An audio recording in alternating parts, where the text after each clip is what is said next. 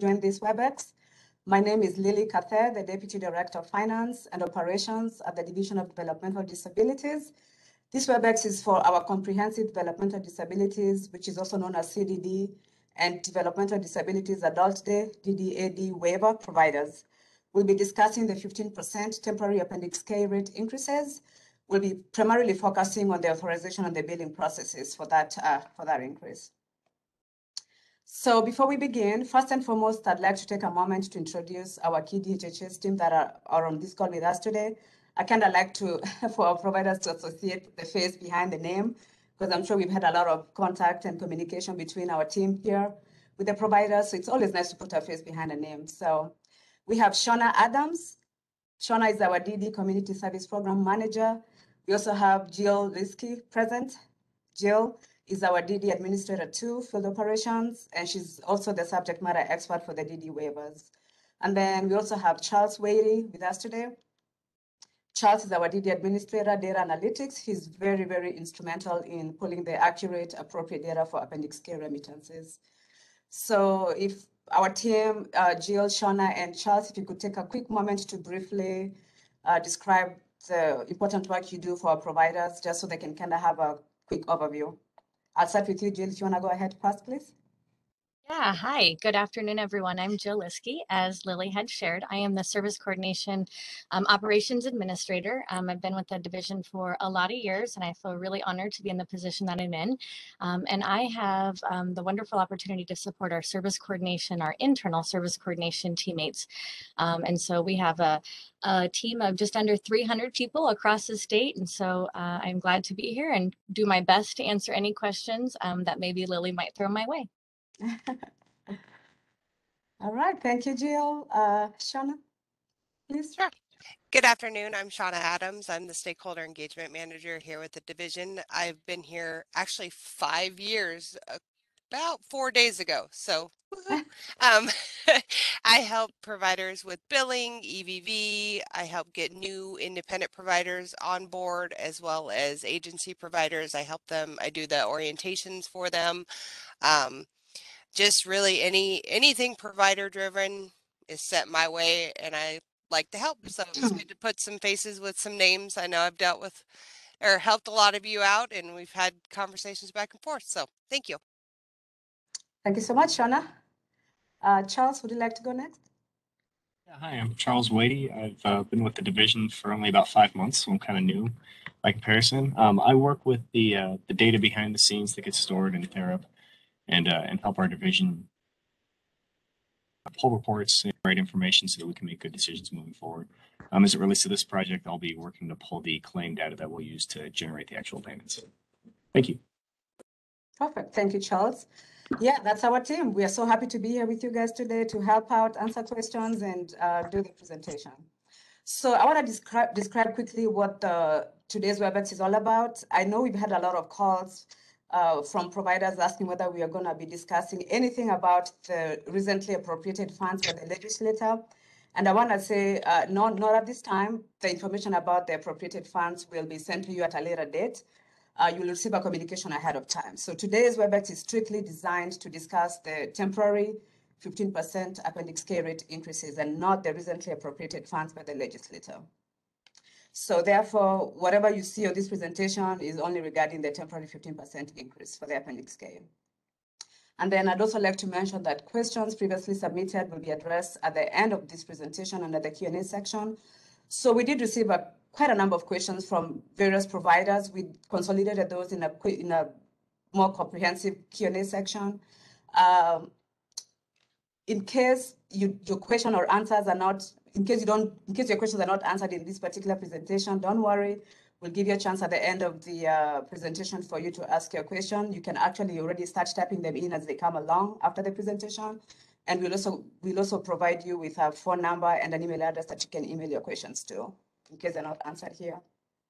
All right, I'll go ahead and share my screen now so we can all follow along. Let's see.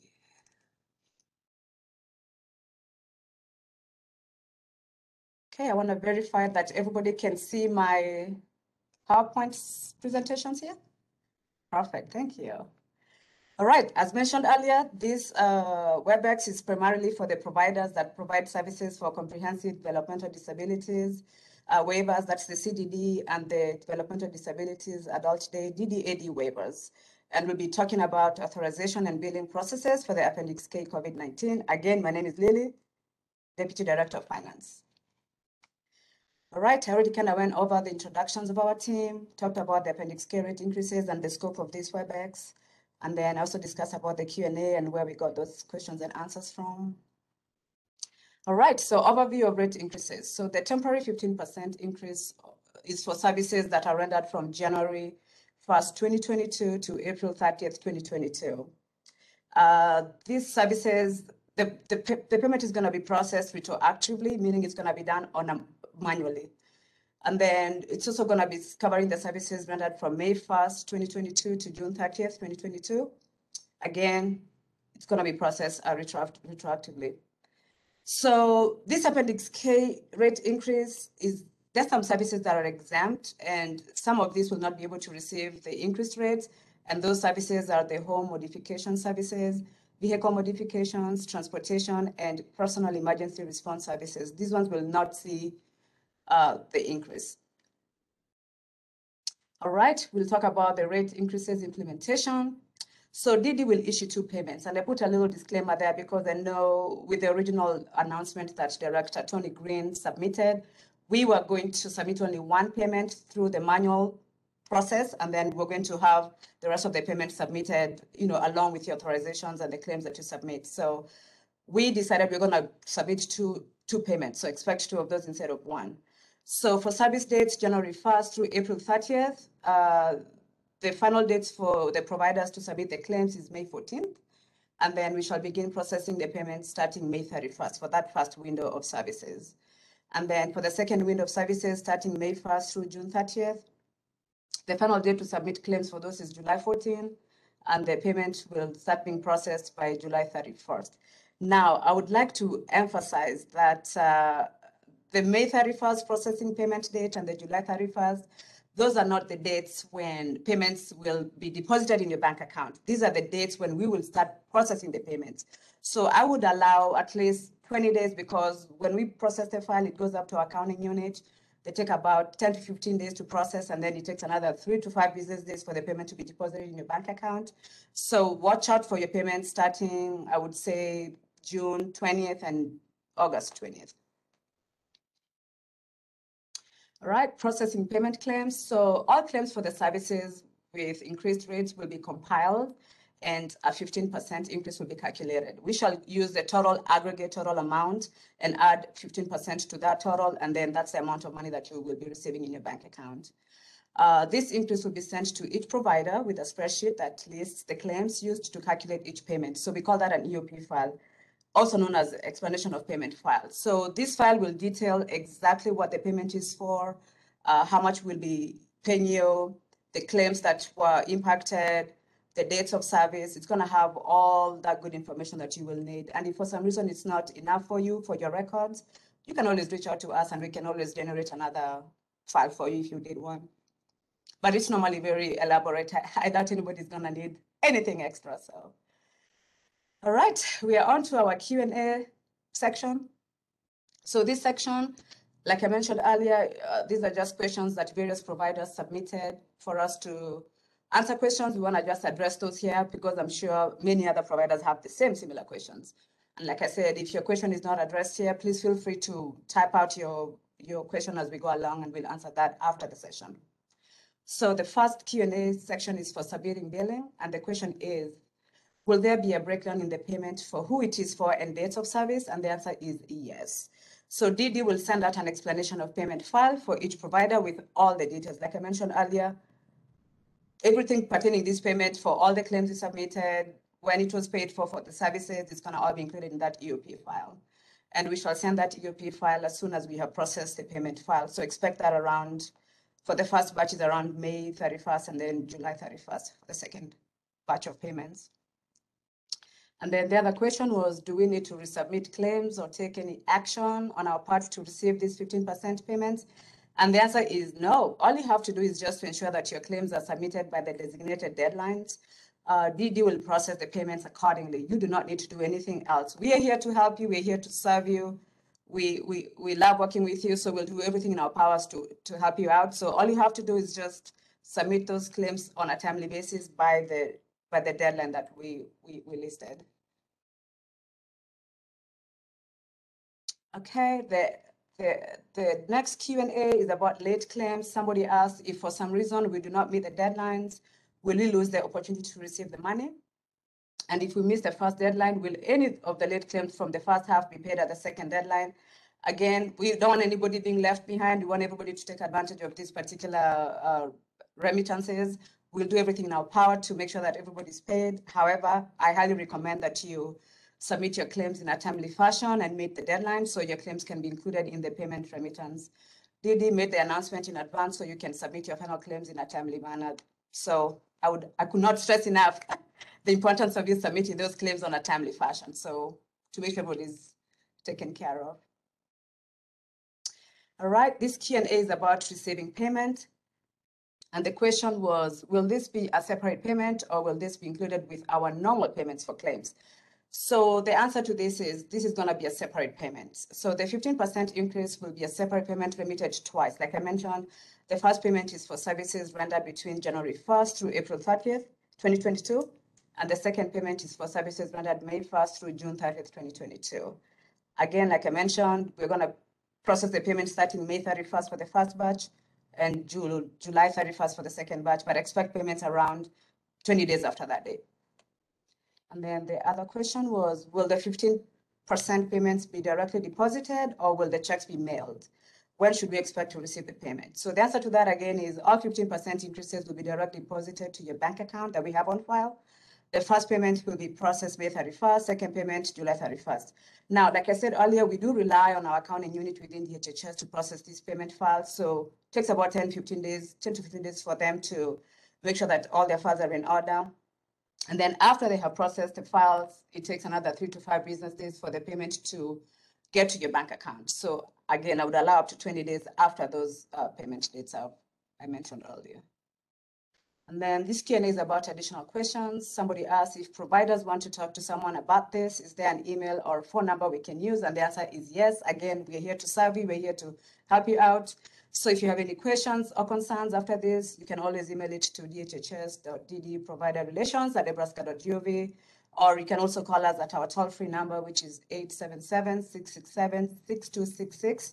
We have a designated team that receives all our emails and all our phone calls. So we'll be more than happy to address any questions and concerns that you might have. That's all I got. So we're going to open up for questions to see whether we have had any questions, anybody that has submitted any. Shauna, would you like to read those up? Sure. It looks like there's been 2 in the chat so far. Are providers expected to pass on the 15% temporary increase to the shared living providers? Can you ask the question one more time, please? Are providers expected to pass on the 15% temporary increase to shared living providers? I believe the answer to that is no, because for those services that I mentioned that are exempt, are not going to receive those. So if you're not in that category of services that I mentioned, then you're not going to receive those particular services. I don't know, Jill, if you have additional information that you can add to that. Sure. Yeah, I think in the past when we've done Appendix K payments like this, I think the payment goes to you as an agency provider and you make the decision on whether or not you choose to pass that on. That is how I recall the decision to be made before. After the fact, we'll circle the troops, and if for some reason that's incorrect, we can let you know. Perfect. Thanks, Jill. Okay. So if a provider, for example, already submitted January 2022, they don't have to resubmit, correct? What was the question again? Sorry. Sorry, I'm a little plugged today. If a provider has already submitted January 2022, they don't have to resubmit. Is that correct? That is correct. So if you've already submitted your claims starting January up to, let's say, yesterday, for example, you don't have to resubmit those claims because we're going to use those particular dates of service. Then we'll just add the total and aggregate of that total. We're going to add the 15%. So no, you do not need to submit anymore if you've already submitted. How do I submit for the 15% increase as an independent provider? Oh, never mind. She said the question was already answered. Okay, that's good. All right. Any other questions, concerns? The audience, you're welcome to unmute yourselves and go ahead and ask whatever questions you have. Like I said, we're here to help you. We're here to serve you, whatever you need.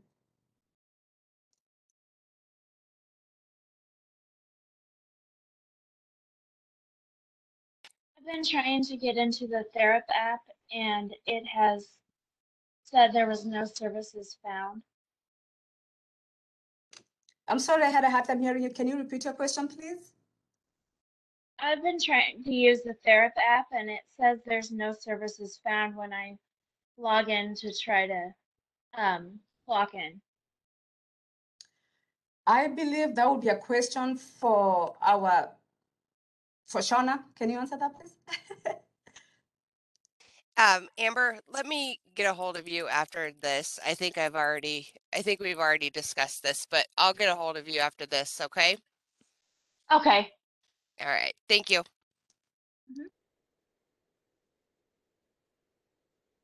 Did I see other questions come through?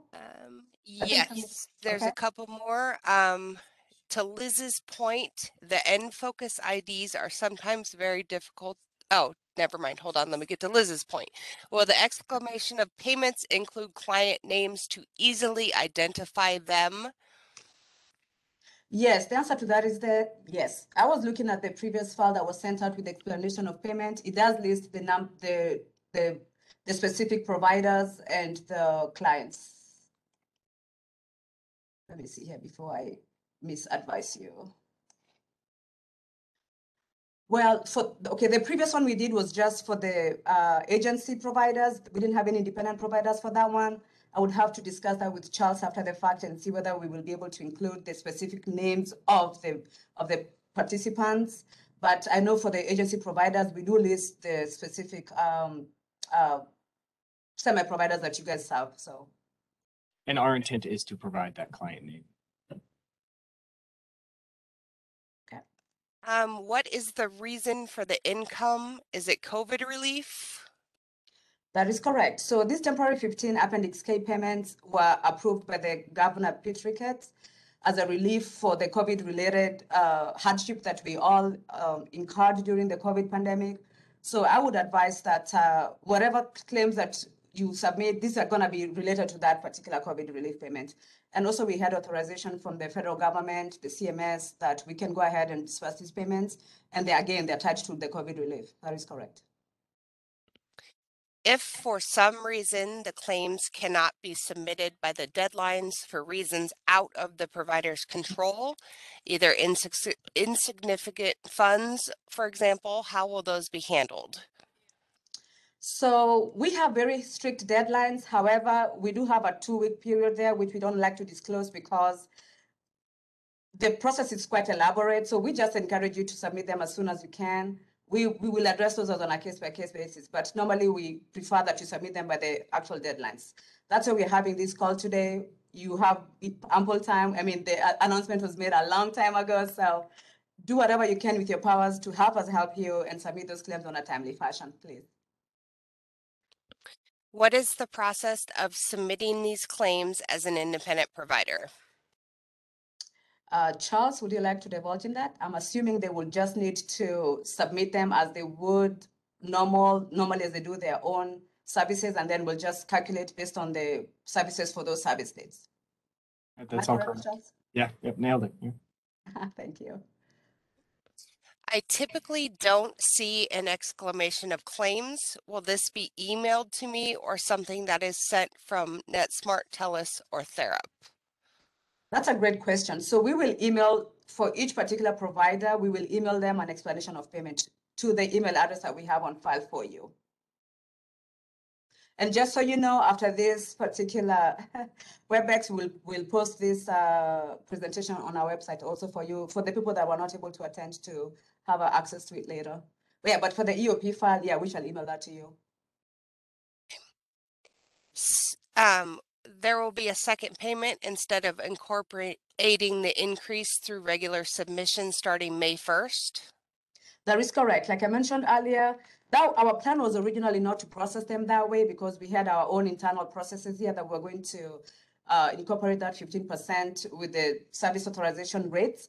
However, that has now changed, so we shall issue 2 separate payments from the first batch of services rendered from January 1st through April 30th, and then the second batch for services rendered from May 1st through June 30th.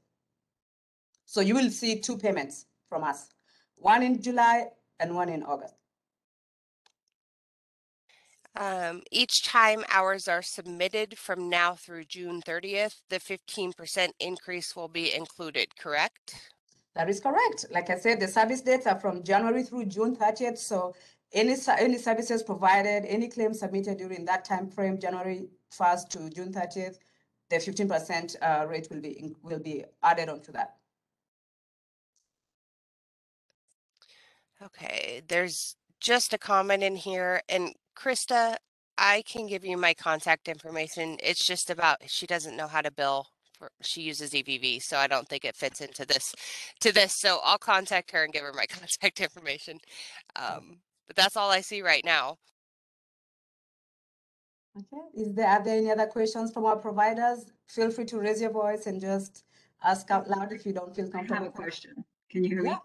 Okay. Yeah, we can hear you. I'm listening in. I joined in because I'm a SLP who was approved for DD services back in January, and I have not been able to get the training that I need to get done to even know what I'm doing. And I'm getting emails and I'm getting involved in things and I have no idea what I'm doing. So am I supposed to be even in this room? I'm sitting here listening to you guys. I'm like, I have no idea why I'm here.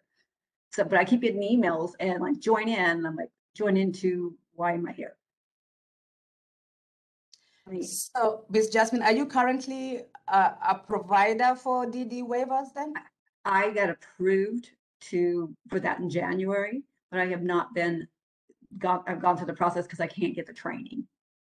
I've talked to Shauna about the last month, it got canceled, and then so I'm scheduled again. So I don't even know if this has anything to do with this. And I got this is not the first time I've gotten an email, and I'm like, and I feel like I just go off in tangents. I'm like, I'm so lost. It's not funny, So, but so far, all I've been doing is the SLP work. My brother is with me all day, all the time, and so we were trying to get the DD services going.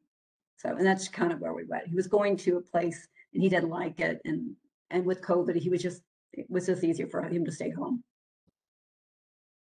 I'm sorry to hear that. So Shauna, maybe after this, we can maybe touch base with Ms. Jasmine and kind of offer the training that she needs so she can get started on these services, right? Thank you. Thank you. Any other questions, comments, concerns? Do I need to do something in addition to submit claims since I use Therap and EVV? No, you do not. If you use Therap, for sure, we will be able to pull that data. If you submit your claims electronically like you do through Therap, you don't have to do anything.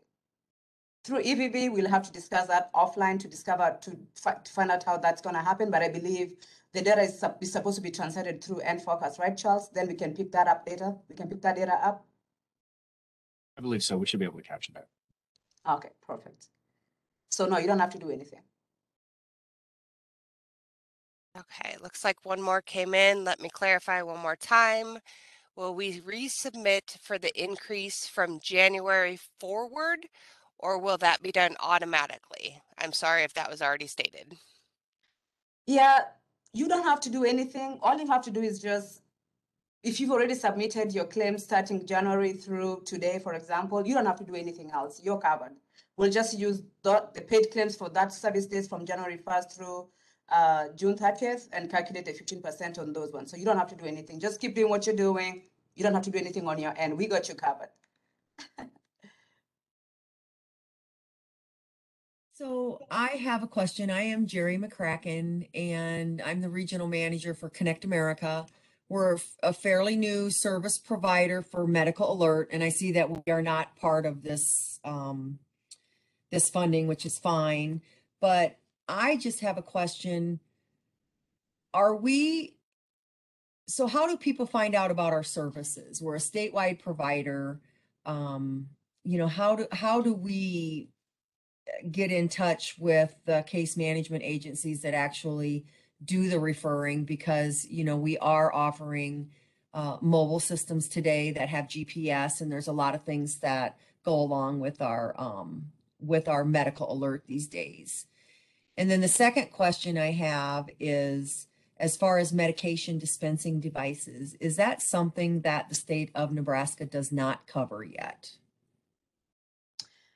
Those are very great questions. The scope of today's meeting was strictly Appendix K Okay. remittances. However, Ms. Jerry, we can answer your questions offline after this, if you would like. Okay.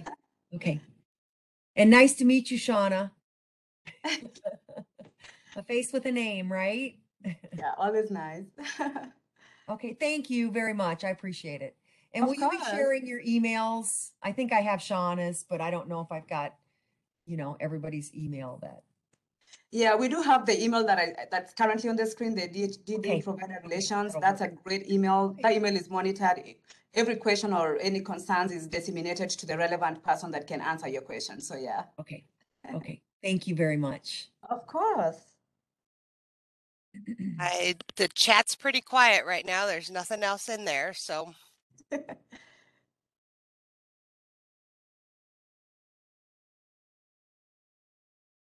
Oh, looks like something else came in. Yep, just popped in. So it says, I want to make sure I'm understanding correctly. I submit through EVV. I do not have to resubmit anything. Everything will be figured and paid by you on the claims that have already been submitted. That is correct. Yes, you don't have to do anything else. We shall figure that out on our end.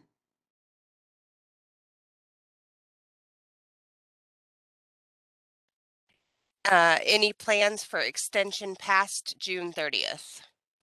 Unfortunately, no. This money is federally funded, and therefore the authority we have to spend is just to spend it up to June 30th. We don't have authority to spend it beyond June 30th. It's a relief payment. Therefore, it's just only for a specified duration of time. I wish it was all year round. I wish it was forever. Unfortunately, we just have it just for this designated time at this time.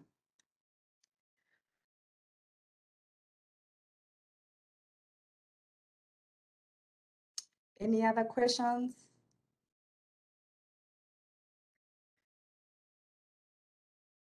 All right. Oh, I see another one come through. So you aren't speaking to the recent legislation? No, unfortunately, I'm not. This call is just specifically designated to discuss the 15% Appendix K remittances. Anything to do with the legislation that just passed, that will come at a later time. We shall send out a communication ahead of time. If we need to hold a WebEx, we will. You will be notified when that happens. But this has nothing to do with the legislators' appropriations that just happened.